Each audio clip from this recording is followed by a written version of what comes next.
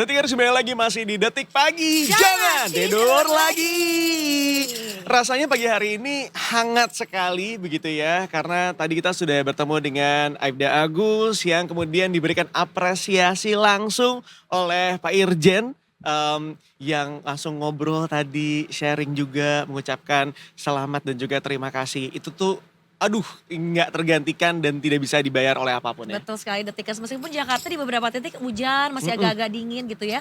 Tapi kondisi di dalam studio hangat, yang hadir juga banyak, ada yang duduk di tribun VIP dan juga di cat 1, 2, dan 3 Gak ada, ya. ini gak ada. Ramai di sini, kita seneng loh, kita pengen kayak gini terus kalau Iya. lagi syuting setiap hari ya. Bener, walaupun kalau setiap hari takut ya. Soalnya agak sedikit tegang ya. Agak sedikit tegang. Banyak yang nonton gitu ya. Bener. Kita kan kalau syuting pengennya gak ada yang nonton gitu. Tapi pagi hari ini kehangatannya bertambah karena kita mengucapkan selamat terlebih dahulu. Yes. Karena baru saja di tanggal 31 Januari kemarin melalui keputusan Kapolri nomor KEP 183/1/2025. Bapak Irjen Agus ini dipromosikan oleh Kapolri Jenderal Listio Sigit Prabowo menjadi Kakor Lantas. Selamat Pak Congratulations, Irjen. Bapak. Masya Allah. Terima kasih. Matur sembah nuwun. Matur nuwun. Bintangnya udah nambah lagi nih Pak kayaknya nih Bertambah, Pak. bertabur Ini bintang. Aman. Harus untuk semuanya kepentingan masyarakat semua. Masya Allah. Berarti membuka bulan Februari ini dengan sesuatu yang baru ya Pak ya. Karena kan ini berkaitan di akhir bulan Januari kemarin ya Pak ya. Ya, betul. Ih Pak, kita pengen ngobrol-ngobrol sedikit sebenarnya. Karena kalau ngeliat sepak terjangnya luar biasa sekali. Pak Irjen ini tergolong moncer banget karena jabatan-jabatannya luar biasa. Memulai dari Kasat Lantas Polres Semarang di tahun 2000, kemudian menjadi Kasubagops Ditlantas Polda Kalsel di 2001, kemudian Kasubdit Bingakum Ditlantas Polda Kalsel di tahun 2006, Kasubditlaka Ditgakum Korlantas Polri 2018, Wakapolda Jawa Tengah 2023, dan sekarang menjadi Kakor Polri 2025. Luar biasa ya. Makanya rahasianya apa Iya Pak, sih? padahal aku dulu punya mantan anak akpol Pak. Begitu Waduh, lanjut dia dulu, jadi curhat, Pak. ya. Kalau tahu akan kayak gini moncer, tahu gitu aku dulu lanjut. Ingat lagi hamil? Lagi hamil dari yang lain. Jangan ya. Rahasianya apa Pak? Iya Pak, perjalanan Bapak kan luar biasa dari sejak tahun 91 ya Pak. Ya, sebetulnya yang jelas kita harus hormat orang tua ya. Masya Allah. Ketika kita dapat amanah itu, tugas itu adalah kehormatan. Jadi kita ikhlas, tanggung jawab, dan memang kita harus mengabdi kepada bangsa dan negara. Bagaimana kita punya masyarakat, punya warga ini betul-betul terlindungi. Kita polisi kan melindungi, mengayomi, melayani, dan bahkan bila perlu kita membantu masyarakat.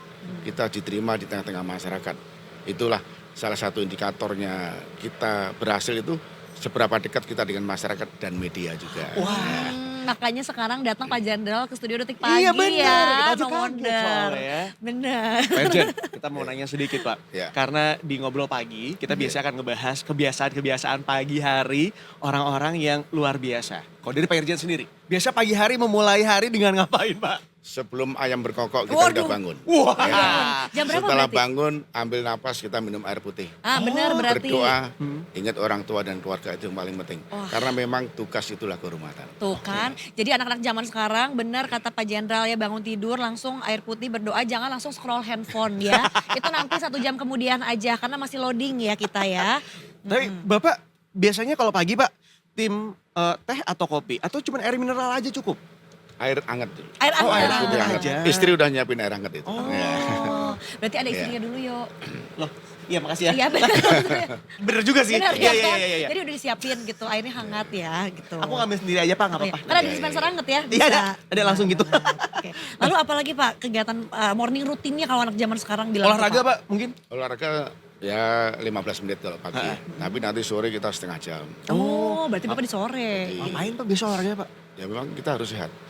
Kita sehat, kita bisa tugas dengan baik, Yes. kita bertanggung jawab, dan kita bisa melayani masyarakat. Oh, dengan baik. iya bener sih Pak. Setuju. Kan katanya gitu ya sebelum ngebantu orang harus bantu diri sendiri. Ya, Nah kalau diri harus sehat sendiri dulu. nggak sehat, iya. Sehat, semangat, dan disiplin. Bener. Kalau nggak sehat nanti gimana menjalin program-programnya? Asik. Kita tanya programnya Pak, Cie gitu. Pak kalau misalnya kita bicara tentang malang melintang di Korps Lalu Lintas Polri nih. Yes. Sekarang udah ada di pucuk tertingginya.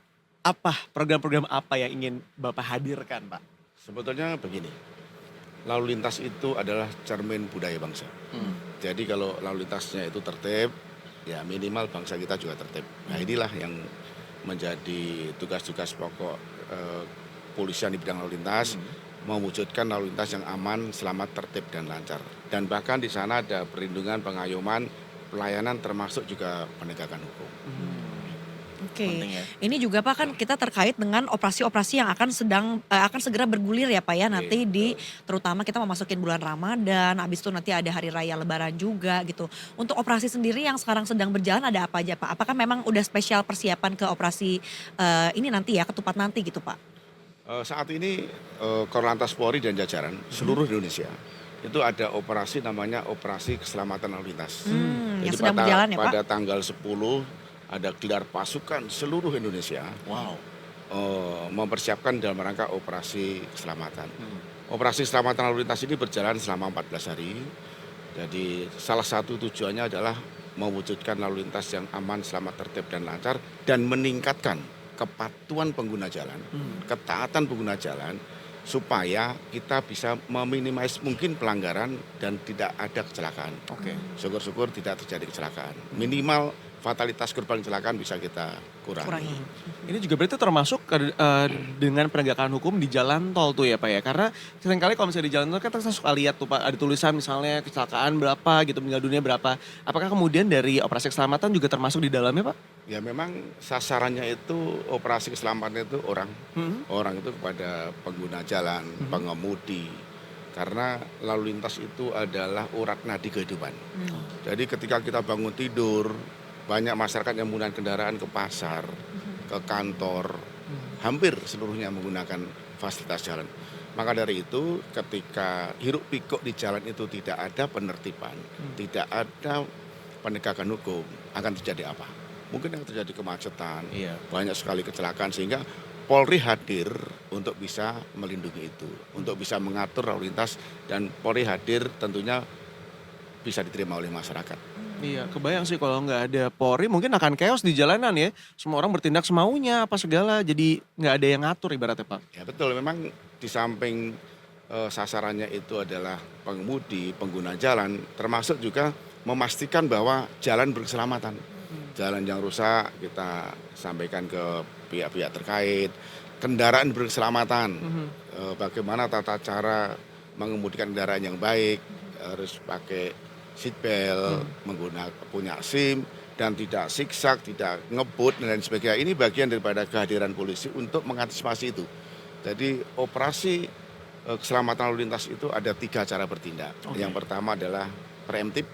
Jadi kita bisa menggalang komunitas untuk bisa kita beri edukasi pentingnya keselamatan. Termasuk juga preventif.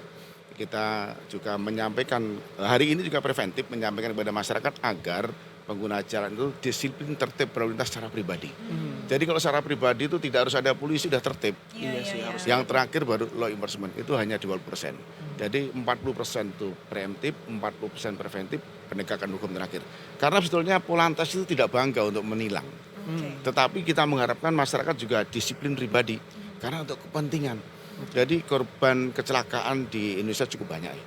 Maka dari itu mari kita tertib berlalu lintas dengan disiplin pribadinya sendiri sehingga ketika kita berjalan dimanapun aman, selamat, tertib, dan lancar. Amin. Pak, itu